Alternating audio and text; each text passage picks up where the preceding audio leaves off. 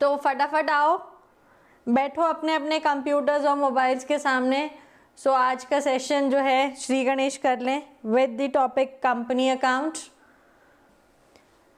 और एक थोड़ी सी बात और आप लोगों को शेयर करने के लिए कि अगर कोई बेचारे स्टूडेंट्स जो अगर ये सोच रहे होंगे कि मेरे 45 मार्क्स आए हैं, कैसे होगा कैसे नहीं होगा, डोंट वरी।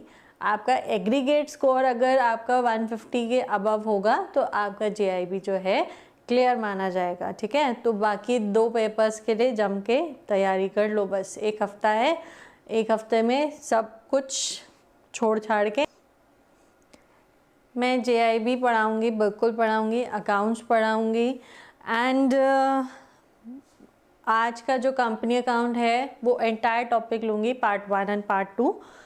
चैप्टर बहुत लंबा है बट मुझे पता है कैसे पढ़ाना है, तो मैं आपको उस तरीके से पढ़ाऊँगी कि आपको समझ आ जाए जल्दी से, ठीक है।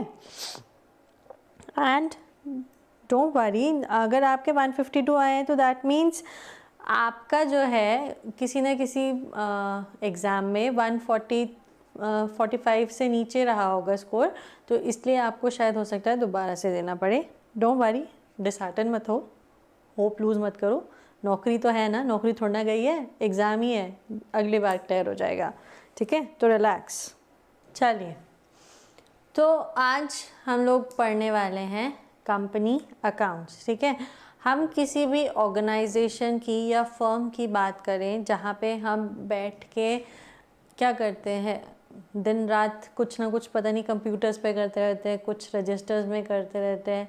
क्यों करते हैं वो सब करते हैं क्योंकि we are working under an organization, under a firm, और उस फर्म को चलाने के लिए, बिजनेस के लिए हमें क्या करिए, पैसा इकट्ठा करना है, पैसा लेकर आना है, फिर जिनसे पैसा लिया उनको पैसा वापस भी करना होता है। तो मिलजुल के एक फर्म, एक कंपनी जो है वो हमने क्रिएट कर ली है। तो जब एक नया मेहमान आया है घर में तो उसके हिसाब से अब जो है चीज़ें इनकॉर्पोरेशन में लानी पड़ेंगी। तो हमने एक नया एक्ट बना लिया, हमने एक एक्ट बनाया कंपनीज़ एक्ट, ठीक है। और ये कंपनीज़ एक्ट अमेंड होता चला गया। पहले चार्टर्ड एक्ट आया था 1947 से पहले, जब हम लोग इंडिपेंडेंट नहीं थे, ठीक है। उसके बाद फिर कंपनीज़ एक्ट आया, फिर उसके बाद कंपनीज़ एक्ट में अमेंडमेंट्स हुए। तो अब लेटेस्ट जो हम पढ़ रहे हैं दैट इज़ कंपनीज़ एक्ट 2013, ठीक है। कंपनीज़ एक्ट 2013 ने हमें एक डेफिनेशन दी, ठीक है। हमें डेफिनेशन दी सेक्शन 20 के अंडर। हमें डेफिनेशन दी किसके अंडर? सेक्शन 20 के अंडर कंपनीज़ एक्ट 2013 किसे डिफाइन करता है? कंपनी को डिफाइन करता है। And it says what? A company incorporated under the act, a company incorporated under the act और एनी प्रीवियस कंपनी लॉज, ठीक है। तो कंपनी की डेफिनेशन क्या है? कंपनी की एक्चुअल जो हमारी जो डेफिनेशन है एज पर सेक्शन 20 वो क्या है?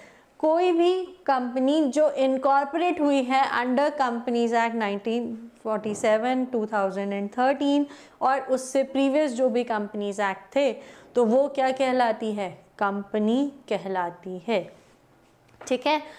अब इसके फीचर्स क्या क्या होते हैं? What are the features of a company? Features of a company are, one by one step by step पढ़ते हैं, ओके। तो अब हम बात करते हैं फीचर्स ऑफ अ कंपनी की। तो फीचर्स ऑफ अ कंपनी में सबसे पहले बात करते हैं कि कंपनी क्या होती है? इनकॉर्पोरेटेड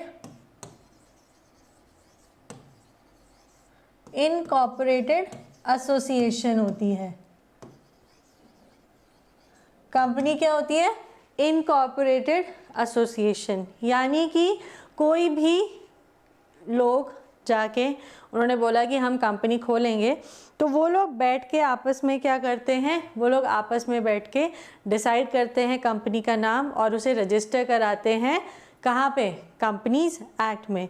तो it is an incorporated association. Then second is artificial person. ठीक है, ये जो है एक लीगल एंटिटी है। लीगल एंटिटी है, दैट मीन्स जब वो कंपनी एक्ट के अंदर रजिस्टर हुई है तो हमने उसे सेपरेट आइडेंटिटी प्रोवाइड की है अदर देन इट्स मेंबर्स। ठीक है, उसके मेंबर से अलग है वो कंपनी। ठीक, तो अब जब वो अपने मेंबर से अलग है तो उसकी एक सेल्फ आइडेंटिटी है, उसकी एक सेल्फ आइडेंटिटी है। वो कॉन्ट्रैक्ट लोगों के साथ कर सकती है, लोगों पर केस कर सकती है, लोग उससे सेल परचेज कर सकते हैं। ठीक है, आपका अगर फ़ोन नहीं चल रहा है तो आप गालियाँ कंपनी के ओनर को नहीं देते, आप कंपनी के नाम को देते, यार मेरा जियो नहीं चल रहा है, यार मेरा एयरटेल नहीं चल रहा है, मेरा आइडिया प्रॉब्लम कर रहा है, तो ये आप उस नाम से एड्रेस करते हैं। ठीक है, तो it is an artificial person जिसकी एक लीगल सेपरेट एंटिटी है। Then perpetual succession. ठीक है, members may come or members may go, but the company's name और उसका हेड ऑफिस या उसका जो लोगो है, उसका जो ब्रांड नेम है, वो चलता रहता है। आप आज बैंक में एम्प्लॉयड हैं, कल आप एम्प्लॉयड नहीं होंगे, बैंक क्लोज नहीं हो जाएगा। ठीक है, your presence in the bank doesn't matter with the existing and the winding up of the bank. ठीक है, बैंक को जब वाइंड अप होना होगा जब उसके मेंबर्स, उसके शेयर होल्डर्स आपस में बैठ के डिसाइड करेंगे। अदरवाइज आपके बैंक छोड़ने से कुछ नहीं होता, आप सारा स्टाफ छोड़ के चला जाएगा तो नया स्टाफ रिक्रूट हो जाएगा। ठीक है, तो perpetual succession means that members may come और go but the company keeps on going for ever. Then जब आपने उसे एक एंटिटी बनाया, आपने उसे एक आइडेंटिटी दी है, उसे सेपरेट किया है उसके ओनर्स से, उसके बाद आपने उसे परपेचुअल सक्सेशन भी दी है, आपने उसे राइट दिया है to enter into a contract, आपने उसे राइट दिया है टू फाइल अ केस, आपने उसे राइट दिया है to open a bank account. तो सिग्नेचर ऑथेंटिकेशन कैसे होगा किसी भी डॉक्यूमेंटेशन का, वो होगा थ्रू दी कॉमन सील, वो होगा थ्रू कॉमन सील। उसके बाद limited liability, common seal is the stamp of the company, limited liability is the next point. Limited liability means जितने के लिए आपने शेयर्स सब्सक्राइब किए, जितने आपने शेयर सब्सक्राइब किए, आपने बोला कि I want to buy 1 lakh shares of the company, तो आपकी जो लाइबिलिटी है at any time whether the company is winding up voluntarily या फिर कंपनी को वाइंड अप करवाया जा रहा है गवर्नमेंट के रूल्स के अकॉर्डिंग, तो जो भी लेन देन होगा डेटर्स को, क्रेडिटर्स को जो भी पेमेंट करनी है, उसमें आपसे बीइंग अ शेयर होल्डर आपसे सिर्फ कितने पैसे मांग सकती है कंपनी, 1 लाख रुपए, उससे ज़्यादा नहीं मांग सकती। ठीक है, और वो भी पैसा अगर आप पहले ही दे चुके हो तो वाइंड अप पे वो 1 लाख भी क्या करने हैं, शेयर होल्डर्स को वापस करने हैं। ठीक है, सो लिमिटेड लाइबिलिटी का क्लॉज है आपके पर्सनल असेट्स नहीं बेचे जाएंगे, जितने की आपने शेयर्स मार्केट में या कंपनीज में डायरेक्टली जाके शेयर्स खरीदे थे, उतने ही क्या होंगे, शेयर्स के अगेंस्ट आपको पेमेंट देनी है उन्हें। देन तो लिमिटेड लाइबिलिटी के बाद हमने कर ली कि सिर्फ उतने ही पैसे मांगे जाएंगे जितने के लिए मैंने शेयर्स सब्सक्राइब किए थे, या अगर मुझे लगता है कि मेरे पास एबिलिटी है रिस्क बेयरिंग की, तो मैं कभी कभी क्या कर सकती हूँ, गारंटी भी दे सकती हूँ कि हाँ एक्स्ट्रा जो है मैं कंपनी को देने को तैयार हूँ। आई गेस लोग अपना मार्क्स डिसाइड कर रहे हैं कि आपको कितने मार्क्स मिले हैं और आपको कितने मार्क्स नहीं मिले हैं। ये हम अगर बाद में रख लें और अभी लाइव क्लास चल रही है तो पढ़ लें तो ज़्यादा बेटर होगा, क्योंकि जिनके 33, 35, 45 जो भी नंबर आए हैं वो अब आ चुके हैं। अब हमें अकाउंट्स पे कंसंट्रेट करना है, ठीक है। तो भूल जाइए, आपस में बातें मत कीजिए और concentrate on the topic, okay. So separation of management and ownership, next point.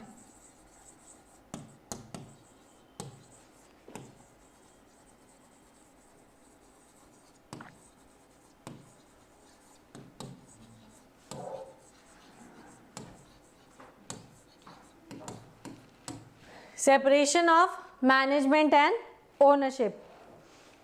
So separation of ownership and management की अगर मैं बात करती हूँ तो इसमें क्या पॉइंट है कि कंपनी होती किसकी है, शेयर होल्डर्स की, और कंपनी को चलाता कौन है, ब्रांच मैनेजर्स, बैंक मैनेजर्स और डायरेक्टर्स, बोर्ड ऑफ डायरेक्टर्स।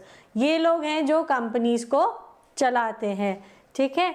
और मैनेजमेंट के अंडर आप एम्प्लॉयज़ की भी बात कर सकते हो, क्लर्क्स की भी बात कर सकते हो, बट ओनरशिप में हमारे पास कौन होते हैं, सिर्फ और सिर्फ इक्विटी शेयर होल्डर्स। प्रेफरेंस और debenture share holders, they are as good as loans, ठीक है, वो टर्म लोन्स की कैटेगरी में आते हैं। बट ओनर्स कौन कहलाते हैं, सिर्फ और सिर्फ मेरे इक्विटी शेयर होल्डर्स। इसके बाद मैं बात करती हूँ नेक्स्ट पॉइंट की, that is transferability of share.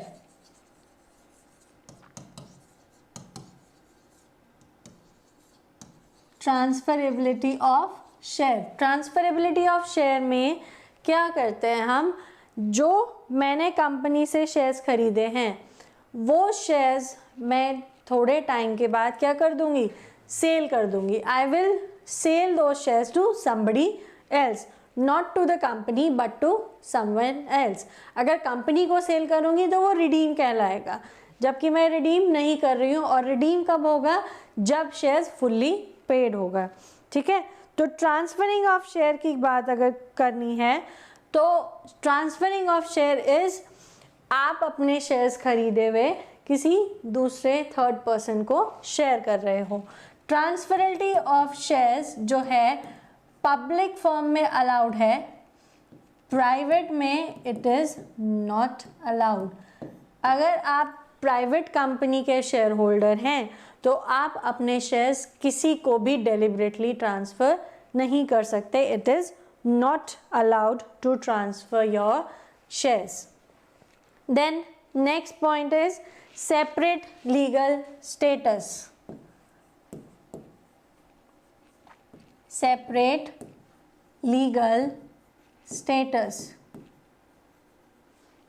it has a legal entity of its own। Court में अगर कभी केस होता है तो कंपनी के नाम से केस होगा। कंपनी के डायरेक्टर्स कंपनी पे केस कर सकते हैं, कंपनी का डायरेक्टर्स पे केस कर सकती है, किसी एम्प्लॉय पे केस कर सकती है, किसी क्लर्क पे केस कर सकती है, किसी दूसरी कंपनी पे केस कर सकती है। वाइस वर्सा इनका उल्टा भी हो सकता है। कंपनी पर भी कोई केस कर सकता है और कोई किसी उस पर भी केस हो सकता है। कंपनी में एक कंपनी दूसरी कंपनी पे केस कर रही है, ठीक है। So a company has a independent legal status. Then large membership. Large membership,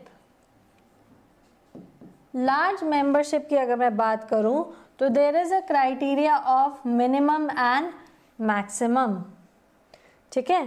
there is a criteria of minimum and maximum. हमारी जो फर्म्स हैं वो बेसिकली 2 टाइप्स की होती हैं, पब्लिक एंड प्राइवेट,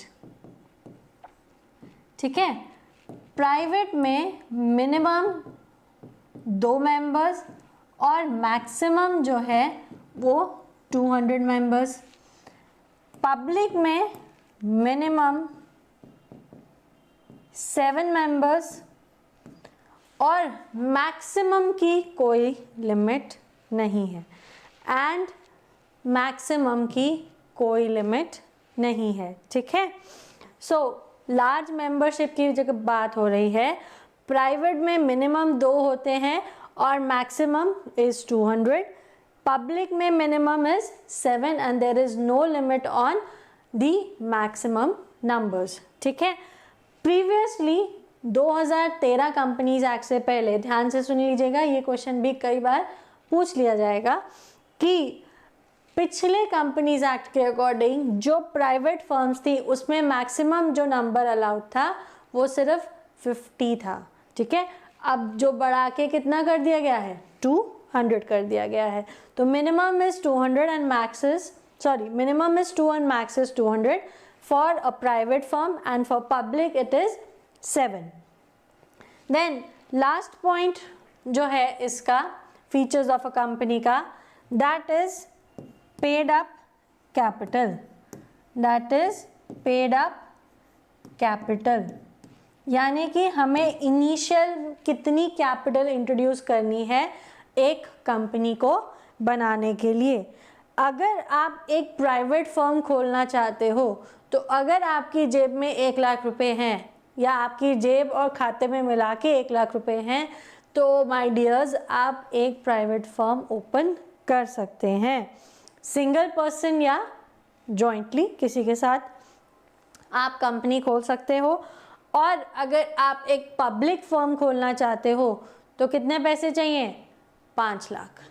7 डायरेक्टर्स लेकर आओगे तो इतने पैसे तो लाओगे ना कि 5 लाख रुपए जमा हो जाए, सबका हिस्सा बराबर ना हो तो कम ज़्यादा होके हमें कितने चाहिए, 5 लाख रुपए। तो पब्लिक कंपनी के लिए मिनिमम सब्सक्रिप्शन है 5 लाख एंड प्राइवेट के लिए 1 lakh. All the features are clear, all the features are clear.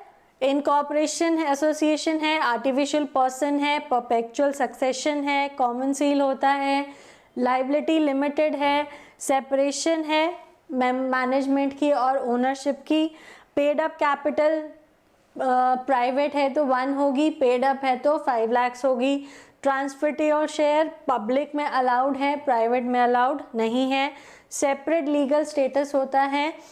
कोई भी कंपनी पे केस करेगा अगर आप किसी ब्रांड से परेशान हो, मान लो आपने सोनी का आपने क्या किया है, एक एलईडी खरीदा, it is not working properly, जब तक गारंटी में था तब तक वो चेंज करते रहे, still you are not satisfied, आप कंज्यूमर कोर्ट में चले गए, आपने केस किया सोनी कंपनी पे, आप किसी इंडिविजुअल एम्प्लॉय पे केस नहीं करोगे, और you will not file a case against the member और दी ओनर ऑफ या शेयर होल्डर्स ऑफ सोनी, आप कंपनी के नाम पर केस करोगे, ठीक है। देन लार्ज मेंबरशिप्स, पब्लिक में मिनिमम 7 है, maximum there is no limit, private में मिनिमम 2 है and maximum is 200। I guess all this is clear. Next पे बढ़ जाते हैं। Next we have types of companies, हमारी कंपनीज कितने टाइप की होती हैं, ठीक है। There are 3 types, 1, 2 and 3 type of companies. उसमें सबसे पहले आती हैं कंपनीज जो इनकॉर्पोरेशन बेस्ड हैं, जो इनकॉर्पोरेशन बेस्ड है, ठीक है। तो इनकॉर्पोरेशन बेस्ड की अगर मैं बात करूं,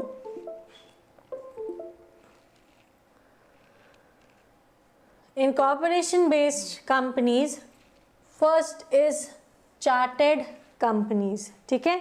ये आपको आपके बुक पे पेज नंबर 301 मिलेगा, ठीक है। तो चार्टेड कंपनीज क्या है, जब इंडिया बिफोर इंडिपेंडेंस यहाँ पे जो कंपनीज थी, for example your east India company, east India company का ऑफिस था, आज भी है, somewhere it is in Goa or it is in Daman and Diu. I do not know the actual position, but yes, it still exists. तो जो ये company है, east India company है, it belongs to the Britishers. तो Britishers का rule किसका चलता है? एलिजाबेथ का रूल चलता है, किंग्स रूल, ठीक है, एम्परर रूल चलता है. तो स्टैट्यूटरी कंपनीज या chartered companies are those companies जो एक स्पेशल चार्टर या एक एम्परर के द्वारा लिखे गए डॉक्यूमेंट्स या रूल्स के हिसाब से चलाई जाती हैं. They are known as chartered companies. ठीक है, आप ये मत बोलना chartered accountant. Chartered accountant is different, वो कंपनी नहीं आता, दैट इज़ अ डेजिग्नेशन. ठीक है, उसे उसके साथ कंफ्यूज मत करना. तो चार्टर्ड कंपनीज क्लियर हो गई. ये वो कंपनी है जो किसी एम्परर या कंट्री के चार्टर के हिसाब से चलती है. ठीक है, किसी कंपनी के चार्टर के हिसाब से चलती है. ठीक है, then we have statutory companies. Statutory companies ये हैं जो गवर्नमेंट द्वारा स्पेशल एक्ट पास कर बनाई गई हैं.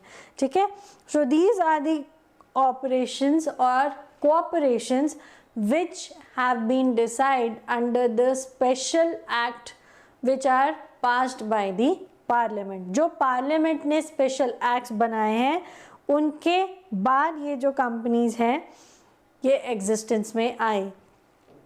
एग्जाम्पल लिख लीजिए इनका: life insurance LIC, air India, FCI food corporation of India. ये 3 ऐसी यूनिट्स हैं जो पार्लियामेंट के एक्ट के अकॉर्डिंग बनी हैं और इन पे जो रूल्स एंड रेगुलेशंस लेवी होते हैं वो पार्लियामेंट ही डिसाइड करता है. ठीक है, इनका कोई मेमोरेंडम ऑफ एसोसिएशन और आर्टिकल ऑफ एसोसिएशन नहीं बनता क्योंकि ये पार्लियामेंट के एक्ट से चलती हैं. Then we have registered companies. ठीक है, what are registered companies? All those companies जो खुद को रजिस्टर करवाती हैं कंपनीज एक्ट में या पार्टनरशिप एक्ट के अंदर, ठीक है, या MSME एक्ट के अंदर, या what you call chits funds, एक छोटी ऑर्गेनाइजेशंस होती हैं जहाँ सोसाइटीज़ रजिस्टर होती हैं. ठीक है, तो उन ऑर्गेनाइजेशंस में जब आप अपने आप को रजिस्टर करवाते हैं तो आपकी कंपनी क्या कहलाती है? आपकी कंपनी कहलाती है registered company. Then you have foreign company. Foreign companies they are flourishing in India. ठीक है, these are the companies which have a place of work in India but they are incorporated outside India. ठीक है, यानी कि इनके rules and regulations Hindustan के बाहर के हैं बट ये लोग यहाँ आकर काम कर रहे हैं तो इन्हें अपने नॉर्म्स भी फॉलो करने हैं और इंडियन नॉर्म्स भी फॉलो करने हैं. Same goes for Indian companies जो बाहर जाके काम करती हैं. एग्जाम्पल अगर मैं आपको बोलूँ, KFCs एंड मैकडोनल्ड्स की अगर आप फ्रेंचाइजीज लेते हैं तो यू आर प्रोहिबिटेड कि आप वहाँ पर रेड मीट सर्व नहीं करेंगे. You will not serve red meat because beef and pork is prohibited in India. It is not considered good. तो आप इन फ्रेंचाइजीज में अगर इंडिया में इस्टेब्लिश करते हो तो they will not sell you red meat. Okay, so this is just to tell you कि अगर आप फॉरेन कंट्री कंपनी की बात करें तो उनके लिए नॉर्म्स क्या होते हैं और अगर इंडियन कंपनी कोई बाहर जाके सेटल होती है तो उनके लिए नॉर्म्स क्या होते हैं. ठीक, इसके बाद नेक्स्ट कैटेगरी पे हम आते हैं. Next class of companies is based on ownership. Based on ownership की अगर मैं बात करूं तो ownership based is my private company. Private company की बात अगर मैं करूं तो प्राइवेट कंपनी कौन सी है? प्राइवेट कंपनी वो है जिसमें मिनिमम नंबर ऑफ मेंबर्स 2 हैं, जिसमें पेड अप कैपिटल 1 लाख रुपए है और जो रिस्ट्रिक्ट करती है आपकी ट्रांसफरेबिलिटी ऑफ दी शेयर्स, जो रिस्ट्रिक्ट करती है transferability of the shares, that is your private company. ठीक, ओके, वापस सो प्राइवेट कंपनी डिस्कस कर रही थी मैं जब मेरी बैटरी, मतलब मेरी नहीं, कैमरे की बैटरी उड़ गई थी दोबारा। तो प्राइवेट कंपनी क्या होती है? प्राइवेट कंपनी में we have minimum paid up capital of 1 lakh rupees, then minimum number of members is 2, maximum is 200 and transferability of shares नहीं होता। तो अगर किसी कंपनी में ये 3 फीचर्स प्रोमिनेंट हैं तो it is a private company. अब पब्लिक कंपनी क्या होती है? प्राइवेट कंपनी तो ये हो गई। प्राइवेट कंपनी के बाद आती है पब्लिक कंपनी, और पब्लिक कंपनी में ये तीनों चीज़ें ही नहीं होती। यहाँ पे शेयर्स फ्रीली ट्रांसफ़र हो सकते हैं, ठीक है, आप अपने शेयर्स फ्रीली ट्रांसफ़र कर सकते हो। कैपिटल आपको 5 लाख की चाहिए कम से कम, और 7 मेंबर्स तो आपको मिनिमम चाहिए ही चाहिए। मैक्सिमम जितने मर्जी भर लो, जितना पैसा उतना अच्छा, ठीक है। तो maximum can be any number. अब इसके बाद आते हैं गवर्नमेंट कंपनी पे। गवर्नमेंट कंपनी क्या होती है? कोई भी कंपनी जो सेंट्रल गवर्नमेंट, स्टेट गवर्नमेंट के द्वारा होल्ड की गई हो, या इन दोनों ने मिलकर जॉइंटली इस कंपनी को हेल्ड किया हो, तो that is known as a government company, ठीक है, that is known as a government company. या इसमें हम ये कह सकते हैं कि किसी कंपनी में 51% स्टेक होल्डिंग कह सकते हैं, या स्टॉक होल्डिंग कह सकते हैं, शेयर होल्डिंग कह सकते हैं। अगर किसी कंपनी में 51% से ज़्यादा स्टेक होल्डिंग गवर्नमेंट की है तो वो कंपनी गवर्नमेंट कंपनी कहलाती है, ठीक है। Then is holding company. Holding company अगर मैं बात करूं तो होल्डिंग कंपनी क्या है? एक कंपनी जो कि सब्सिडरी कंपनी को होल्ड कर रही है, यानी कि उसका काम देख रही है। मैनेजमेंट होल्डिंग कंपनी का ही है, बट जो काम हो रहा है वो किसका है? वो सब्सिडरी कंपनी का है। हिंदुस्तान यूनिलीवर अपने ब्रांड नेम के अंडर बहुत सारे प्रोडक्ट्स बनाता है। अब वो बहुत सारे प्रोडक्ट्स खुद तो नहीं बनाता, उसके यहाँ पे प्लांट तो नहीं लगा होगा हर एक चीज़ का, कि वो टूथपेस्ट भी बना रहा है, टूथब्रश भी बना रहा है, क्रीम भी बना रहा है, सोप भी बना रहा है, टॉयलेटरीज भी बना रहा है। सब कुछ पॉसिबल नहीं है उसके लिए भी बनाना। तो उसने क्या किया है? उन कंपनीज को, छोटी छोटी यूनिट्स को परचेज कर लिया। तो उसके पास उन छोटी छोटी यूनिट्स की क्या है? 51% से ज़्यादा की स्टॉक होल्डिंग है, इसलिए वो उसके ब्रांड नेम के अंडर क्या कर रहे हैं? मैन्युफैक्चरिंग एंड सेलिंग कर रहे हैं, ठीक है, क्लियर। तो ये हो गए companies based on ownership, public, private, government and holding companies. Then liability based बात करते हैं, कंपनीज बेस्ड ऑन लाइबिलिटीज। तो इसमें क्लॉज होता है लिमिटेड का, लिमिटेड लाइबिलिटी का, लाइबिलिटी ऑफ गारंटी, ठीक है, सब्सिडरी कंपनीज और इस तरीके से अनलिमिटेड लाइबिलिटी। तो वो पॉइंट आता है यहाँ पे।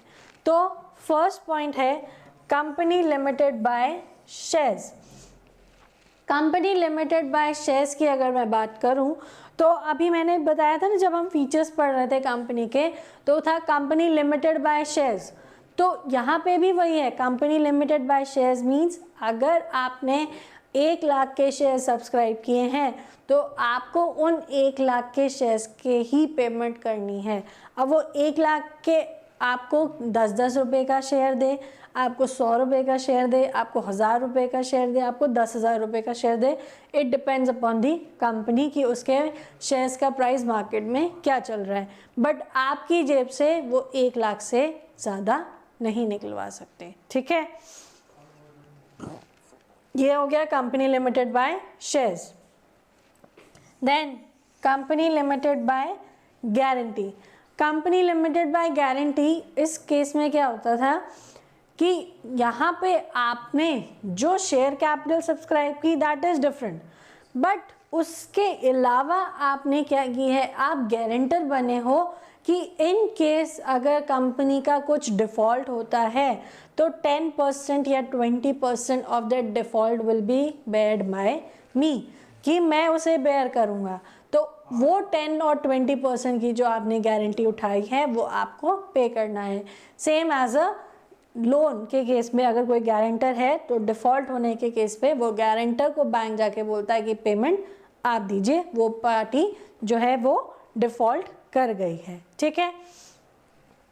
Company with unlimited liability, this clause does not exist as per companies act 2013 because इस क्लॉज में क्या था कि अगर कंपनी दिवालिया हो गई तो सिचुएशन ये आ जाती थी कि जो उसके शेयर होल्डर्स हैं उनको यहाँ तक होता था कि उनके घर तक आ जाते थे रिकवरी लेने और उनको अपनी पर्सनल बिलोंगिंग्स सेल आउट करनी पड़ती थी। उन्हें जो है अपनी पर्सनल बिलोंगिंग्स सेल आउट करनी पड़ती थी। मीन्स नुकसान उठाया कंपनी ने, खर्चा किया कंपनी ने, ऐश करी कंपनी ने या कंपनी के डायरेक्टर्स ने, और झेलना पड़ा किसको, शेयर होल्डर्स को, उनको अपनी पर्सनल प्रॉपर्टी बेचनी पड़ी। तो इसलिए इस क्लॉज को क्या कर दिया गया, इराडिकेट कर दिया गया, हटा दिया गया कि अब जो ये क्लॉज है अनलिमिटेड लाइबिलिटी का will not be in process, ठीक है। देन इज सब्सिडरी कंपनी, ठीक है। This is the child company of this holding company. Subsidiary company क्या होती है, this is the child company of the holding company. इसी company की 50% ऑफ द स्टेक किसके पास है, होल्डिंग कंपनी के पास है, ठीक है। तो ये हमारी 3 टाइप ऑफ फर्म्स हैं, based on incorporation, based on ownership and based on liability, ठीक।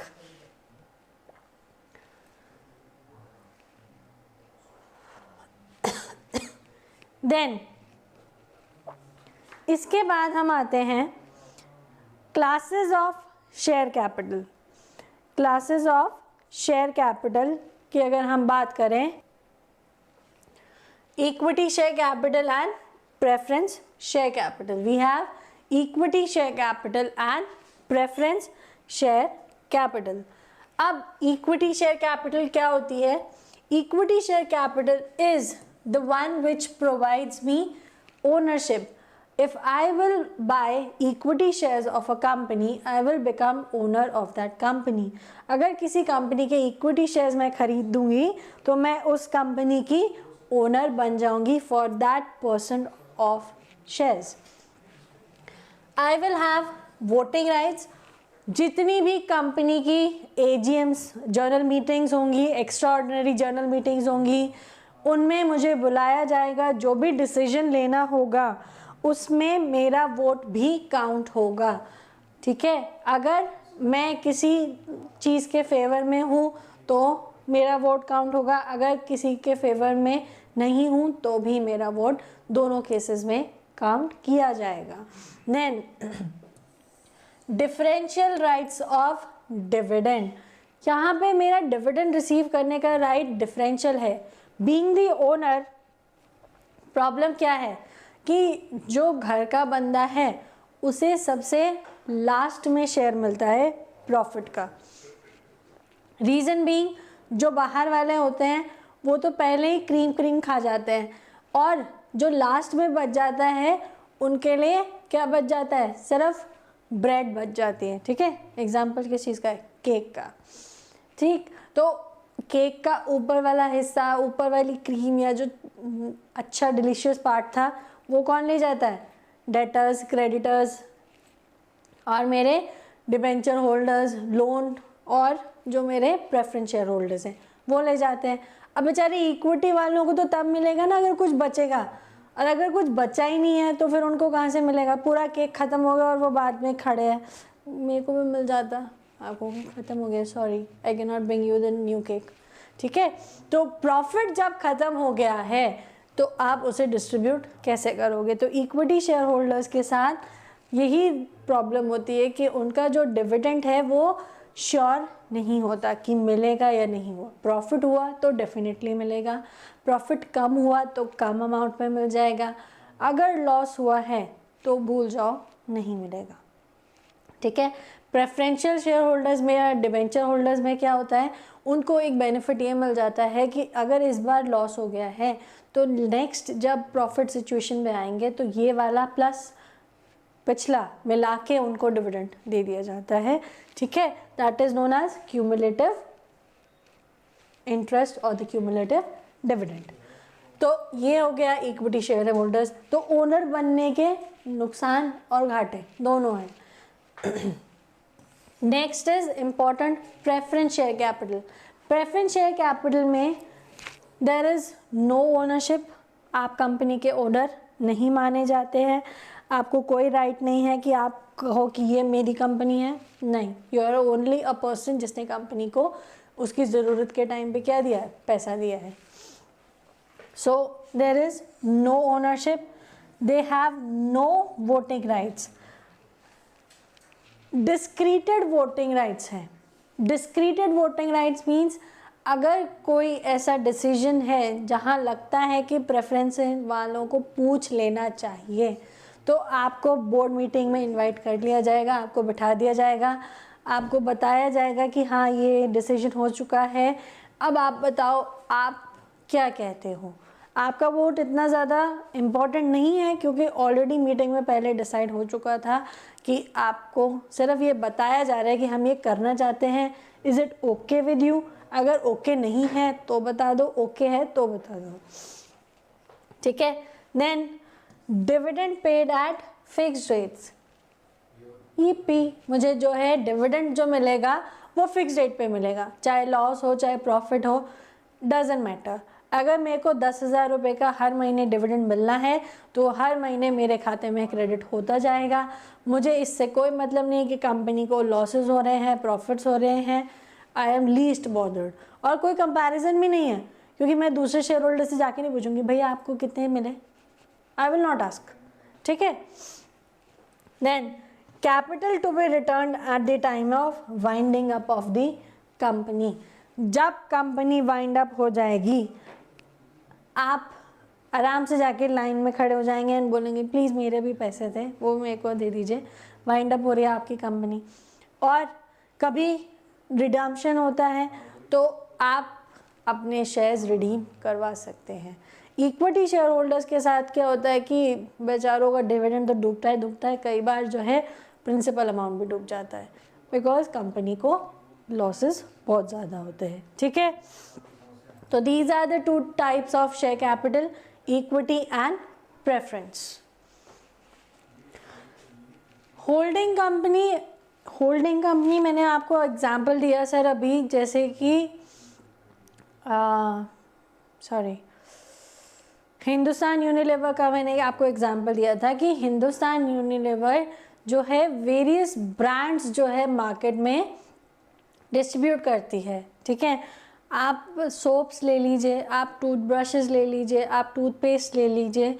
ठीक है, उनको अगर आप स्टडी करेंगे उनके पीछे जो भी इंस्ट्रक्शंस है, मैनुअल्स जो भी हैं, उसमें आपको लोगो दिखता है हिंदुस्तान यूनिलीवर का। बट हिंदुस्तान यूनिलीवर के यूनिट में जो उसका प्लांट है, ज़रूरी नहीं है कि सारी चीज़ें एक ही जगह एक ही प्लांट में बनती हों। ये हो सकता है कि उन लोगों ने क्या किया हो, अलग अलग यूनिट्स को अपने अंडर लिया हो। ठीक है, अब मान लीजिए वो शूज़ है, ठीक है, शूज़ का एक ब्रांड है जो हिंदुस्तान यूनिलीवर ने टेक ओवर किया है। देन एक सोप ब्रांड है और इनकी जो छोटी छोटी फर्म्स है ये इंटीरियर्स में है, रूरल एरियाज़ में, तो उन्हें इतना मार्केट नहीं मिला और हिंदुस्तान यूनिलीवर ने देखा कि ठीक है हमारे ब्रांड नेम को देखते हुए लोग चीज़ों को ख़रीदते हैं, ठीक है, तो उन्होंने उस फर्म को ख़रीद लिया। अब उस कंपनी को जैसे हिंदुस्तान यूनिलीवर ने ख़रीदा है, उस कंपनी के 51% of the shares equity shares किसके पास होंगे? हिंदुस्तान यूनिलीवर के पास होंगे, ठीक है। और उस कंपनी को चलाएगा कौन? मैनेजमेंट किसका होगा? हिंदुस्तान यूनिलीवर का। दूसरा एग्जांपल दे देती हूँ, Reliance chemicals, patrols, Reliance communication, ये जो कंपनीज हैं ये क्या हैं? ये एक बड़ी फ्रेंचाइजी दैट इज़ रिलायंस के अंडर की क्या है? सब्सिडरी कंपनीज हैं। मेजर शेयर होल्डिंग, इनकी पेरेंट कंपनी कौन है? रिलायंस है, उसके अंडर ये सारी कंपनीज हैं। तो होल्डिंग कंपनी वो हुई जो किसी कंपनी के 51% शेयर्स होल्ड करती है, ठीक है। गवर्नमेंट कंपनी भी होल्डिंग कंपनी हो सकती है, ठीक है। गवर्नमेंट कंपनी, अगर किसी कंपनी को गवर्नमेंट ने होल्ड कर लिया, वो गवर्नमेंट कंपनी भी कहलाएगी और होल्डिंग कंपनी भी, सब्सिडरी कंपनी भी कहलाएगी ऑफ द गवर्नमेंट, ठीक है। That is what is holding company. It is not directed voting rights, वो ऑटो करेक्ट हो गया, इट इज डिस्क्रीटेड वोटिंग राइट्स, ठीक है। वर्ड में जब आप वर्ड में मैं टाइपिंग करती हूँ ना, तो वो ऑटो करेक्ट का जो मोड है वो कई बार ऑन हो जाता है, तो ये डिस्क्रीटेड की जगह डायरेक्टेड हो गया। नेक्स्ट पे हम बात करते हैं, that is classification of shares. हमारे शेयर्स की कैटेगरी क्या क्या है? जो अभी हम बात कर रहे थे ना, share capital, equity and preference, उससे हटके जो मेरी शेयर आती है कैपिटल, वो आती है ऑथराइज्ड शेयर कैपिटल। सबसे पहली बात, ये ऑथराइज्ड कैपिटल आती है कहाँ से? Memorandum of association. जब कंपनी इनकॉर्पोरेट होती है कंपनीज एक्ट के अंडर, तब आपके नाम पे एक रजिस्टर छापा जाता है, उस रजिस्टर का नाम होता है मेमोरेंडम ऑफ एसोसिएशन, जिसमें आपके क्लॉजेस लिखे होते हैं। आपकी कंपनी का नेम क्लॉज, आपका कैपिटल क्लॉज, आपका सिचुएशन क्लॉज, आपका ऑब्जेक्ट क्लॉज और आपका लायबिलिटी क्लॉज। ये 5 चीज़ें जो हैं आपकी कंपनी के जो मेन स्तंभ कहते हैं जिन्हें, वो हैं, ठीक है। नाम क्या हो गया कंपनी का, उसकी लोकेशन क्या होगी, उसके ब्रांच ऑफिसेस कहाँ कहाँ होंगे, ठीक है। देन उसके डायरेक्टर्स कौन कौन होंगे, मेंबर्स कौन कौन होंगे, उसका क्लॉज हो गया। और शेयर कैपिटल आप कितनी मार्केट से रेज कर सकते हो, the maximum limit which you can take from market, वो आती है हमारी ऑथराइज्ड शेयर कैपिटल, ठीक है। 10 करोड़, 1000 करोड़, 1 लाख करोड़, एनी अमाउंट जो आपकी ऑथराइज्ड कैपिटल है, depending upon the nature of business जो आप शुरू कर रहे हो, ठीक है।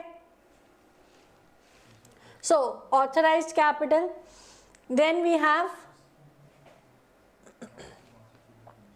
issued share capital. Issued share capital is authorized में से जितने का हमने क्या निकाला है, इशू निकाला है, यानी कि मार्केट में न्यूज़पेपर में हमने एडवर्टाइज किया है that we are selling shares, please come and buy our shares। तो जो हमने एडवर्टाइजमेंट निकाला उसके बाद हमने क्या किया, नंबर ऑफ शेयर्स इशू कर दिए। तो अगर मेरी ऑथराइज्ड कैपिटल 1 करोड़ थी, फिलहाल उस 1 करोड़ में से मैंने 20 लाख रुपए के शेयर्स जो हैं मार्केट में इशू किए हैं। I have issued shares for 20 lakh rupees, ठीक है। तो ये हो गई मेरी इशूड शेयर कैपिटल। अब इशूड शेयर कैपिटल से हम आते हैं आपकी सब्सक्राइब्ड शेयर कैपिटल पे। सब्सक्राइब शेयर कैपिटल क्या होती है? इन 20 लाख की जो मैंने एडवर्टीजमेंट निकाली, इस एडवर्टीजमेंट के बेसिस पे मेरे पास कितने लोग आए जिन्होंने बोला कि they want to buy my share, ठीक है। और जब मैंने इशू निकाला था तो उसमें मैंने बता दिया था कि अगर आप अप्लाई करेंगे शेयर तो प्लीज़ एक लेटर लिख दीजिएगा और उसके साथ एक चेक या ड्राफ्ट भेज दीजिएगा फॉर दी एप्लीकेशन मनी, ठीक है। वो आगे डिस्कस करूँगी कि वो क्या होता है। तो मैंने क्या किया, सब्सक्राइब जो इशू निकाला था, अब उसमें से मेरे पास 19 लाख की जो है एप्लीकेशन आ गई है। कोई भी अगर आपने इशू ऑफ शेयर निकाला है, चाहे वो इनिशियल पब्लिक ऑफरिंग हो, चाहे वो फर्दर पब्लिक ऑफरिंग हो, आईपीओ हो या एफपीओ हो, उसको सक्सेसफुल होने के लिए 90% ऑफ दैट कॉल्ड मनी या इशूड मनी जो है आपके पास आ जानी चाहिए, उसकी एप्लीकेशंस आ जानी चाहिए। तो 20 लाख निकाला था आपने, 20 लाख का 90% हुआ 18 में से हमारे पास 19 लाख की एप्लीकेशंस रिसीव हो चुकी हैं। दैट मीन्स आपका जो पब्लिक ऑफर है वो सक्सेसफुल हो गया है, ठीक है। तो 19 लाख लोगों ने एप्लीकेशंस भेजी हैं कि वो मेरे को शेयर भेजना चाहते हैं, मेरा शेयर खरीदना चाहते हैं। तो मैं उनके नाम पे शेयर सर्टिफिकेट बना के उनको क्या कर दूंगी, शेयर्स अलॉट कर दूंगी, ठीक है। Then is called up share capital.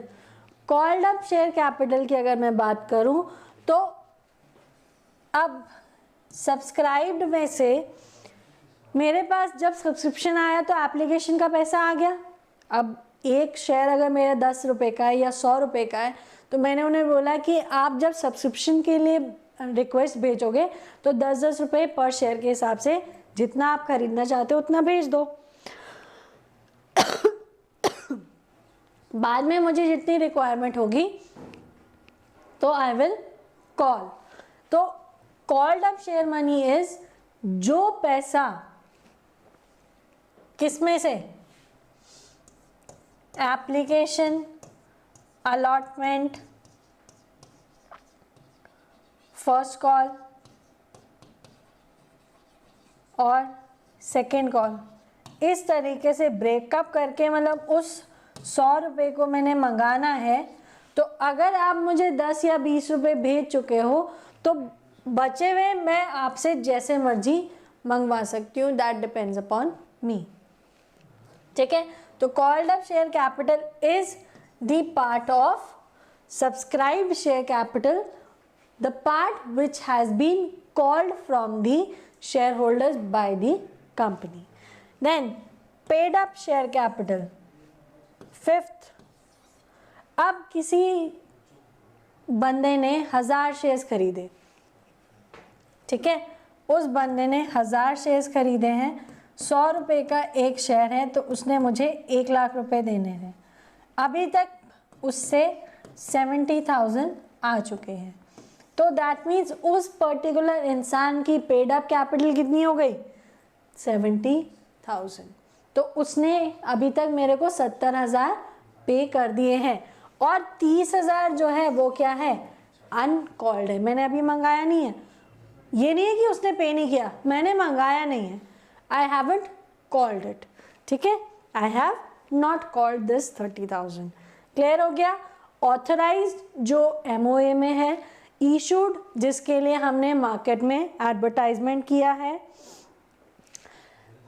Subscribe जिसके लिए मेरे पास वापस एप्लीकेशंस पहुंची हैं कि हमने, आपने जो है इशू निकाला था, ऑफरिंग निकाली थी, अब इस ऑफरिंग के against we are writing an application and we are paying you the application money. Called up shares, जो लेफ्ट बैलेंस है the company will call on its will, जैसे कंपनी को डिज़ायर होगा कंपनी वैसे वैसे उसे मंगा लेगी। पेड अप शेयर कैपिटल, जितना एक पर्टिकुलर शेयर होल्डर अपने पार्ट में से पे कर चुका है वो उसकी पेड अप शेयर कैपिटल हो गई। और अनकॉल्ड है जो अभी तक कंपनी ने मंगाई नहीं है, that part is uncalled, we have not asked the share holders to pay for that part. ठीक है, क्लियर?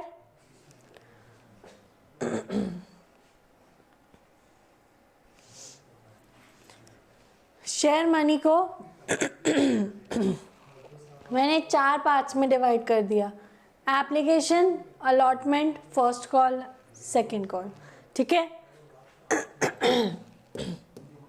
100 रुपये को मैंने 25-25 रुपये में तोड़ दिया।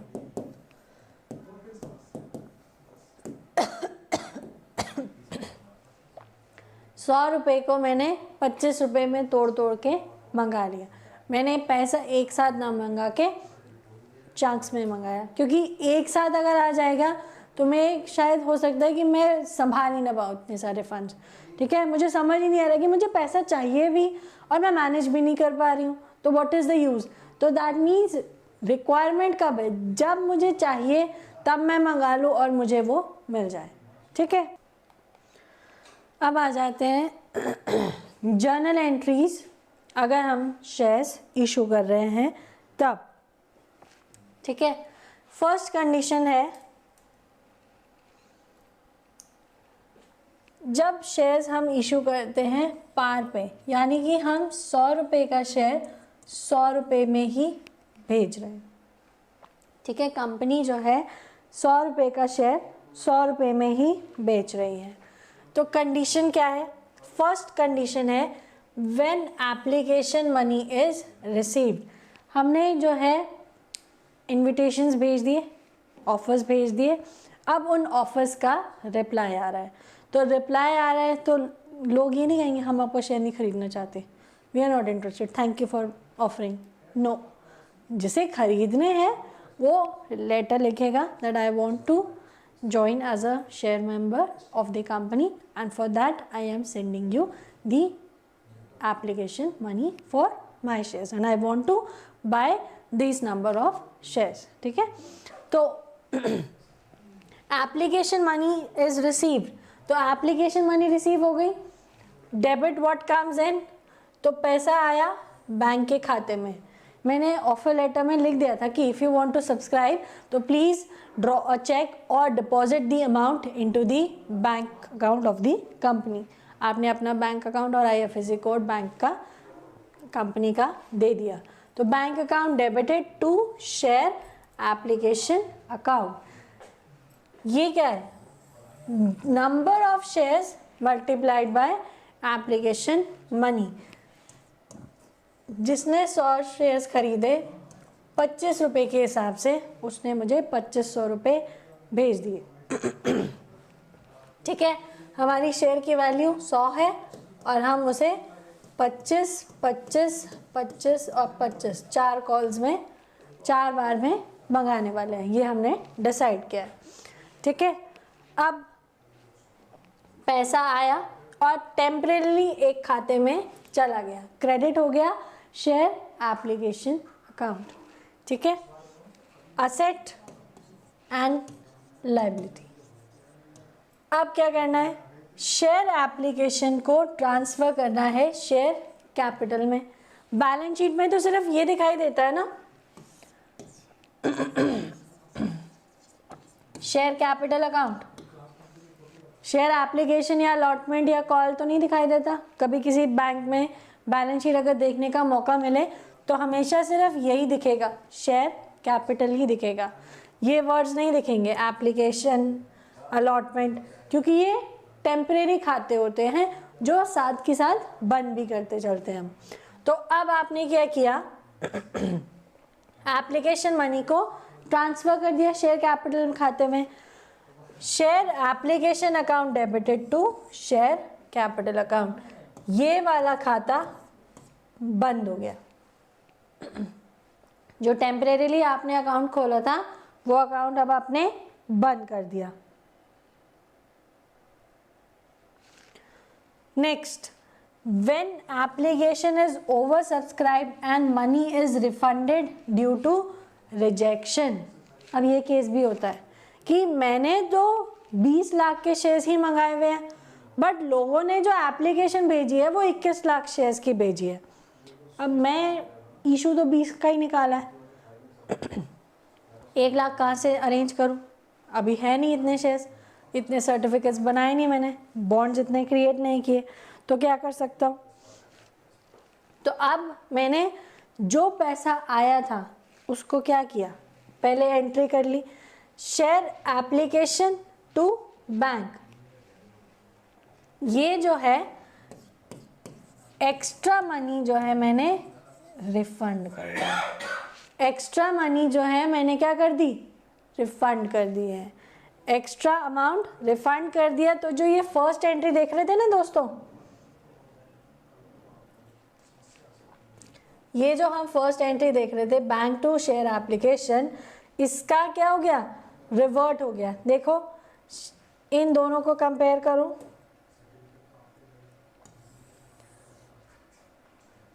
Bank to share application and share application to bank, excess money being refunded. ठीक है, क्लियर हो गया?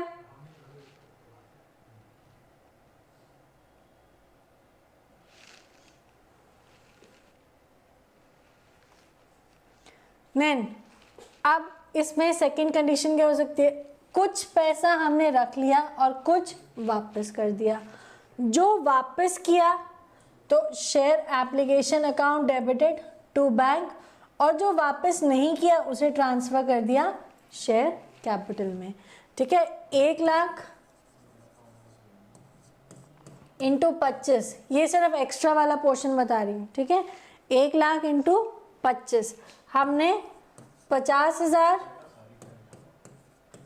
ये वापस कर दिया और 50,000 इंटू 25 के हिसाब से हमने रिटेन कर लिया। ठीक, क्लियर? नेक्स्ट एप्लीकेशन के बाद आता है अलॉटमेंट। अब जब हमने एप्लीकेशन एक्सेप्ट कर ली है, अब नेक्स्ट स्टेज आती है अलॉटमेंट की। नेक्स्ट स्टेज आई अलॉटमेंट की। अब हमें क्या करना है, अब कंपनी की ड्यूटी है, जिन लोगों ने अप्लाई किया था उनके नाम पे हम क्या बनाएं, उनके नाम पे हम बनाएं शेयर सर्टिफिकेट, और वो शेयर सर्टिफिकेट जो बनेंगे उनके नाम पे डिलीवर किए जाएंगे उनके एड्रेसेस पे, और उन्हें बोला जाएगा the moment you receive the certificate please send 25 rupees more according to the number of shares. तो अब ये पैसा आप पहले ही क्या करके चलोगे, ड्यू करके चलोगे। एंट्री पहले ही ड्यू की एंट्री पास हो जाएगी। पहले एप्लीकेशन के केस में क्या हुआ था, पहले आया था बाद में कैपिटल में ट्रांसफ़र हुआ। यहाँ मान के चलो कि आ गया या आएगा ही, तो हमने एंट्री क्या की, share allotment account debited to share capital. हमने उतने से शेयर कैपिटल बढ़ा दी। हमें बहुत भरोसा है हमारे शेयर कैप होल्डर्स पे कि वो हमें पूरा पेमेंट करेंगे ही करेंगे। वो हमें क्या करेंगे, पूरी पेमेंट करेंगे।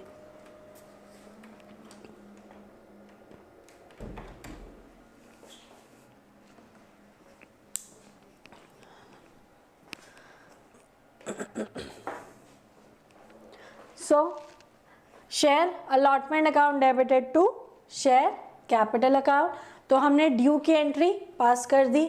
अगेन वही number of shares multiplied by allotment पर शेयर। अब अलॉटमेंट का पैसा खाते में क्रेडिट होना शुरू हो गया। तो एंट्री क्या हुई, bank account debited to share allotment account. जैसा मैंने सोचा था वैसा ही हुआ।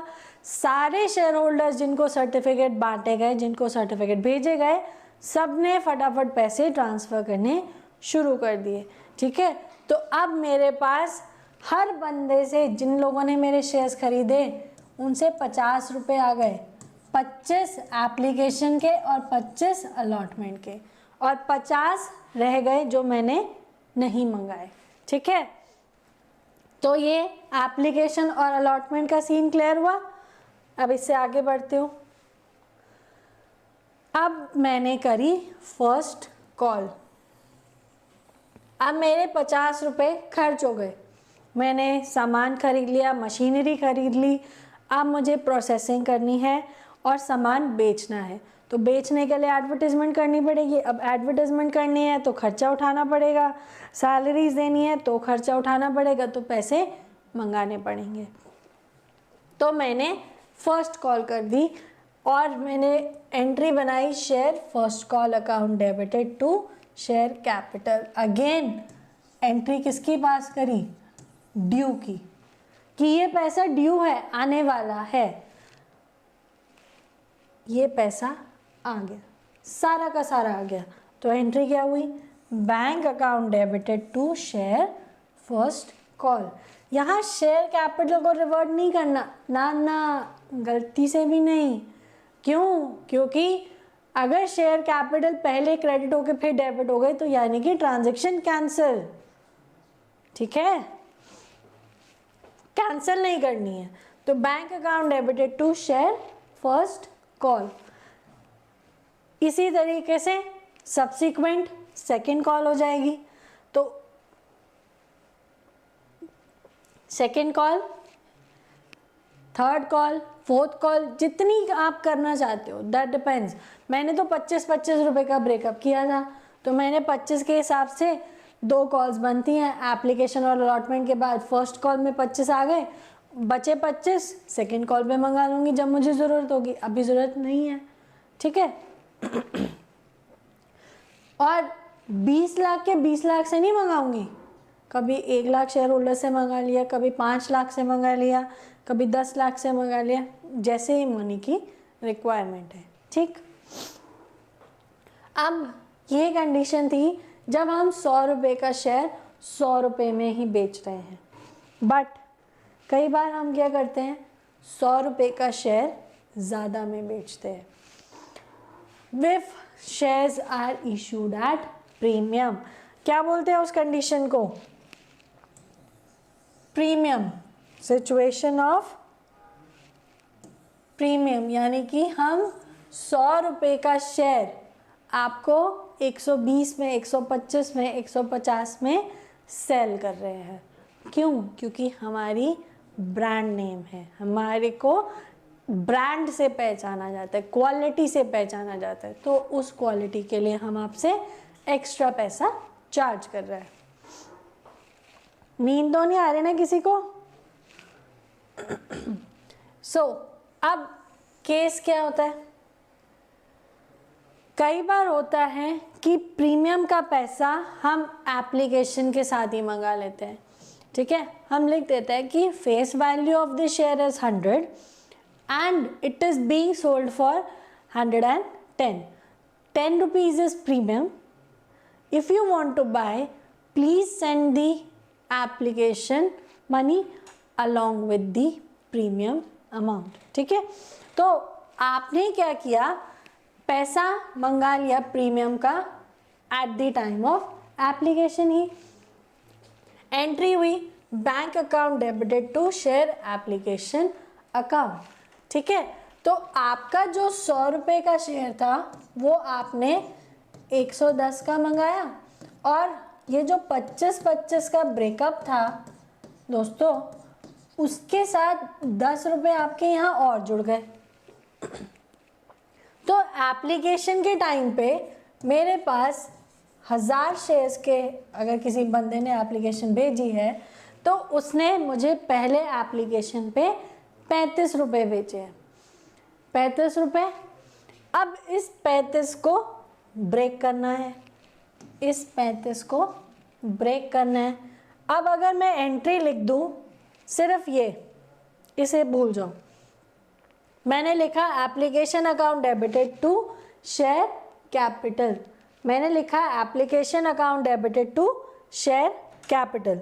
तो इस केस में क्या होगा, इस केस में ये मान लिया जाएगा कि ये पूरा का पूरा 35 रुपये जो है किसके लिए है, एप्लीकेशन मनी है, जबकि ऐसा तो नहीं है, क्योंकि इसमें क्या जुड़ा हुआ है, इसमें प्रीमियम जुड़ा हुआ है। तो मुझे क्या करना पड़ेगा, इसे ब्रेक करना पड़ेगा।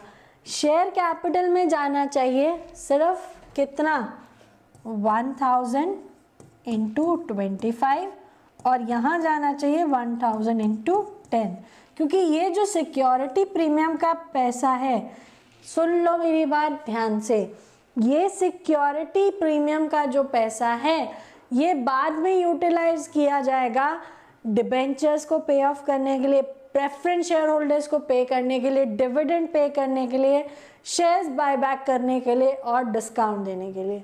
तो फिर शेयर प्रीमियम का पैसा अलग से दिखाने का, सेम नहीं दिखाने का, ठीक है, क्लियर? तो शेयर्स प्रीमियम पे इशू हो गए, एप्लीकेशन पे पैसा आ गया। अब अगर एप्लीकेशन पे ना मंगाऊं, वो तो मेरी मर्जी है, मैं कभी भी मंगा सकती हूँ, एप्लीकेशन पे मंगा लूँ, अलॉटमेंट पे मंगा लूँ, फर्स्ट कॉल पे मंगाऊँ, सेकंड कॉल पे मंगाऊँ, बट अक्लमंदी सोचो, अक्लमंदी ये है कि लोग जब शेयर्स खरीदते हैं तो पहले इंस्टॉलमेंट, दूसरी इंस्टॉलमेंट हैप्पीली दे देते हैं। जब बाद के टाइम आता है ना तो लोग डाइसी हो जाते हैं। तो कंपनी में क्या बोलते हैं, यार अगर मैं प्रीमियम मंगा ही रही हूँ तो क्यों प्रीमियम बाद में डिले करूँ, पहले ही मंगा लूँ। तो या तो एप्लीकेशन या ज़्यादा से ज़्यादा अलॉटमेंट, इससे ज़्यादा उसे लिंगर ऑन नहीं करना, क्योंकि जब डिफ़ॉल्ट होना शुरू होता है तो वो फर्स्ट कॉल या सेकंड कॉल से होना शुरू होता है, ठीक है, मोस्टली।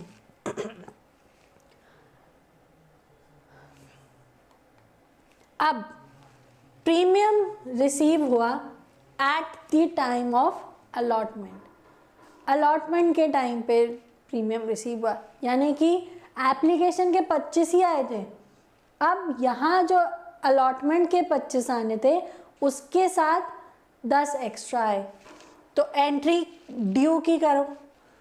शेयर अलॉटमेंट यहाँ पे आप करोगे 1000 इंटू 35, कैपिटल में कितना जाएगा 1000 इंटू 25 और यहाँ कितना आएगा 1000 इंटू 10।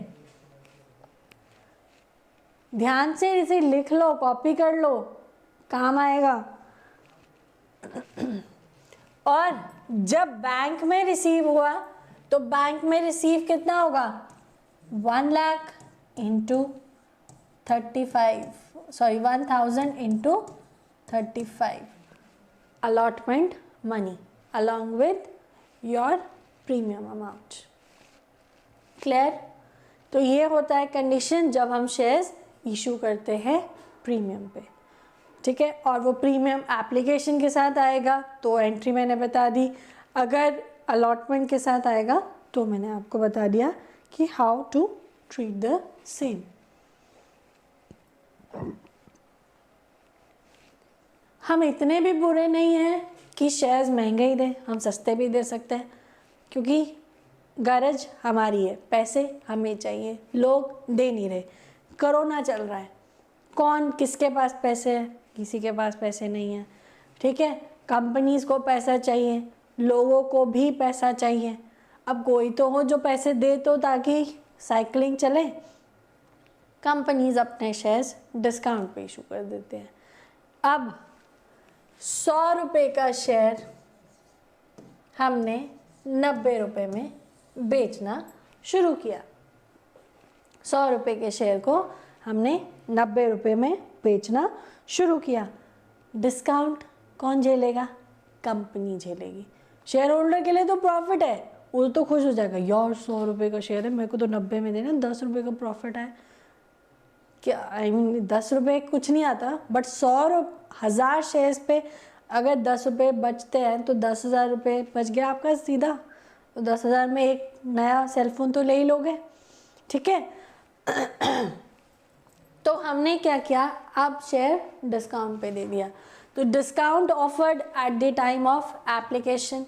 तो अब यहाँ मेरे पास आएगा 1000 किसके हिसाब से, अब एप्लीकेशन अलॉटमेंट किस में लूँ, डिपेंड्स, किसी भी में ले सकती हूँ। 100 रुपये का शेयर है, 25 में मैंने 90 का कर दिया, तो फेस वैल्यू तो चेंज नहीं होगी, फेस वैल्यू तो सेम रहेगी।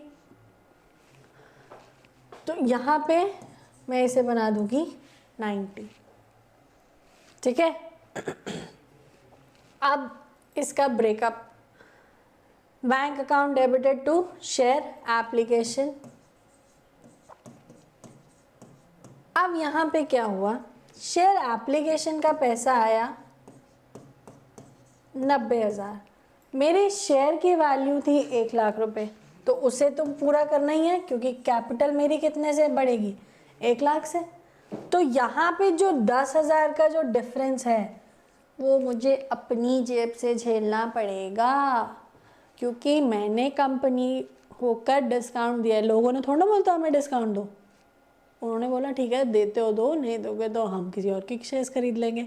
तो जब ये बात आएगी किसी और के शेयर्स खरीद लेंगे तो भैया मेरे ही खरीद लो कम प्राइस पे, तो मैं डिस्काउंट दे रहा हूँ, तो वो डिस्काउंट जो है आप खुद बेयर कर रहे हो।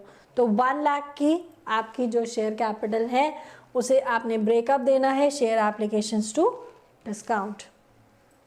फिर अगर यही डिस्काउंट अलॉटमेंट के टाइम पे चले तो share allotment debit, discount on share debit to share capital. Share allotment में कितना, यहाँ डिस्काउंट पोर्शन में 10 रुपये जाएगा और यहाँ कितना रह जाएगा 15, क्योंकि टोटल मुझे कितना चाहिए 25, 100 मत भूल जाना, ठीक है 100 को मत भूल जाना। तो यहाँ पे अब कितना रह गया 5 रह गया, ठीक है। तो अलॉटमेंट के 15 रुपये, 10 रुपये डिस्काउंट के खा दिए और शेयर कैपिटल में कितना 1,000 इंटू 25।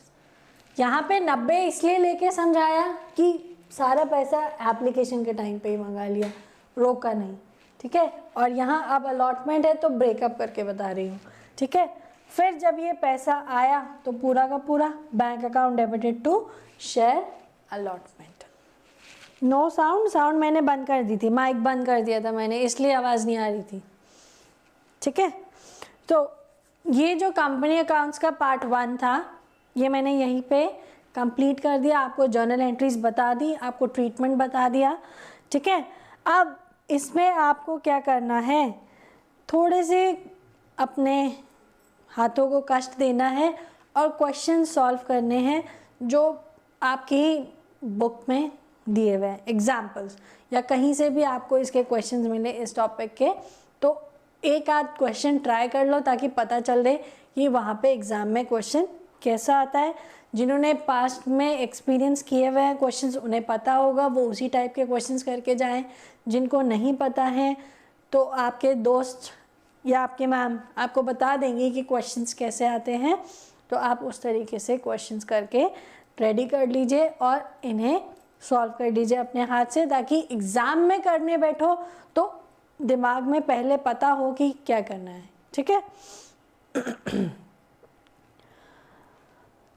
तो कंपनी अकाउंट्स पार्ट 1 में हमने पढ़ा कंपनी के बारे में, definition, type of company, features, ठीक है। शेयर कैपिटल के बारे में पढ़ा, authorised, issued, subscribed, called, uncalled, इन सब के बारे में पढ़ा।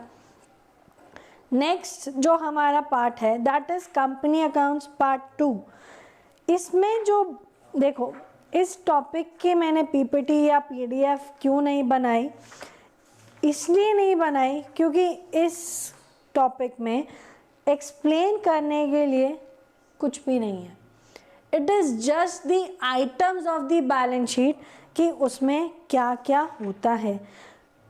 अगर नहीं भी पढ़ोगे तो भी चलेगा, क्योंकि मैं अपनी जो वीडियोस जो बनाती आई हूँ आपके साथ, और जो अगर आप मेरी लेक्चर्स फॉलो करते आए हैं तो आपको पता होगा, या आपके पास जो मेरा कोर्स पहुँचा है सर के थ्रू, हमारे इंस्टीट्यूट के थ्रू, तो उसमें जब आप हमारे वीडियोस देखेंगे तो उन वीडियोस में मैंने इन सब चीज़ों के बारे में कहीं ना कहीं डिस्कस किया है।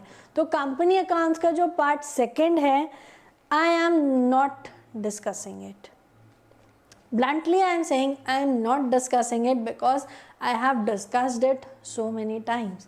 ये जो आइटम्स हैं कि फिक्स्ड असेट्स में क्या आता है, इन्वेस्टमेंट्स में क्या आता है, करंट असेट्स में क्या आता है, ये सब मैं कहीं ना कहीं एक्सप्लेन कर चुकी हूँ।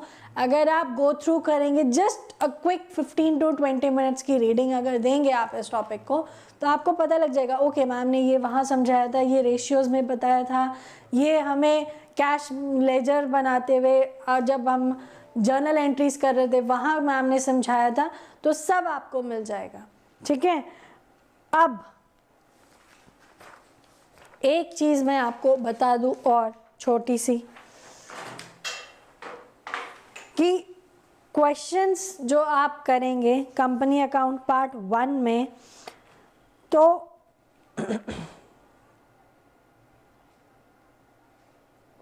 इसमें एक टाइप ऑफ क्वेश्चन जो आपका आता है वो आता है आपका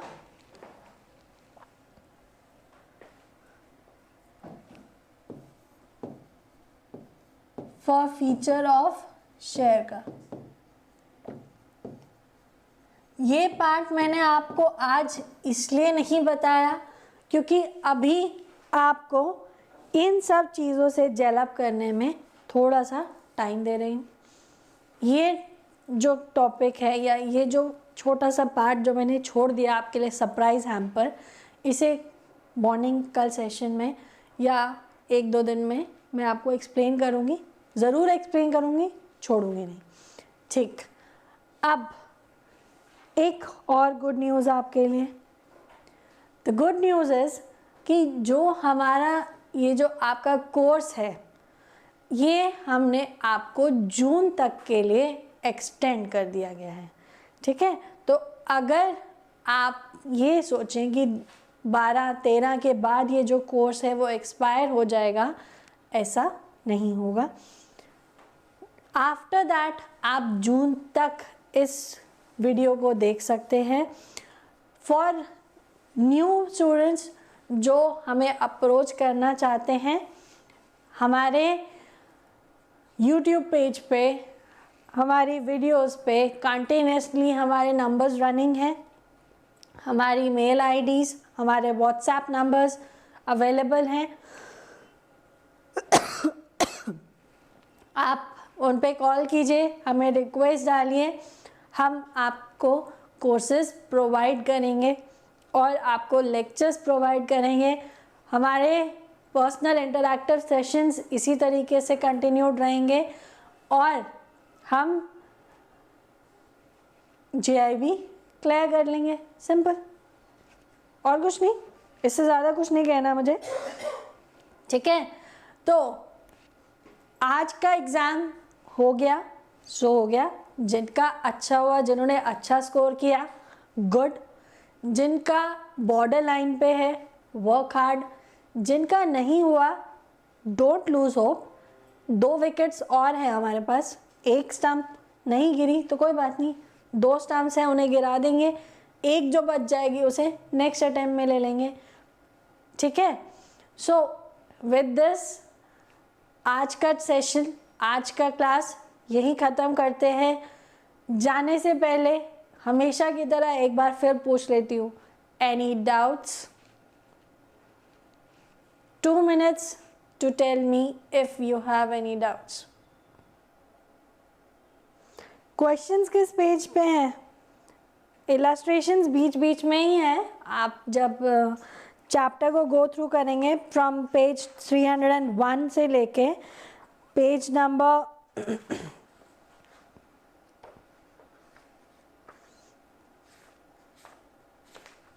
320 तक है, 28 तक है ये टॉपिक, तो आपको बीच बीच में इलस्ट्रेशंस मिलेंगे। Do not pick the hard ones. ठीक है, जो छोटे छोटे एग्जाम्पल्स हैं, छोटे छोटे क्वेश्चंस हैं, वो कीजिएगा। MCQs की प्रैक्टिस पेपर बुक्स आपके पास बहुत होंगी। ठीक है, वो प्रैक्टिस कीजिएगा, उनको देख के उन्हें उनके बेसिस पे क्वेश्चन सॉल्व कीजिएगा। आपको इजीली पता चल जाएगा कि किस तरीके का क्वेश्चन आता है, theory as well as practical. Next class कब होगी? नेक्स्ट क्लास होगी कल सुबह 7 बजे, एग्जैक्ट 7 बजे हमारा सेशन स्टार्ट होगा एंड हम फर्स्ट मॉड्यूल से स्टार्ट करेंगे। आपके इम्पॉर्टेंट टॉपिक्स में आता है YTM, yield to maturity, depreciation,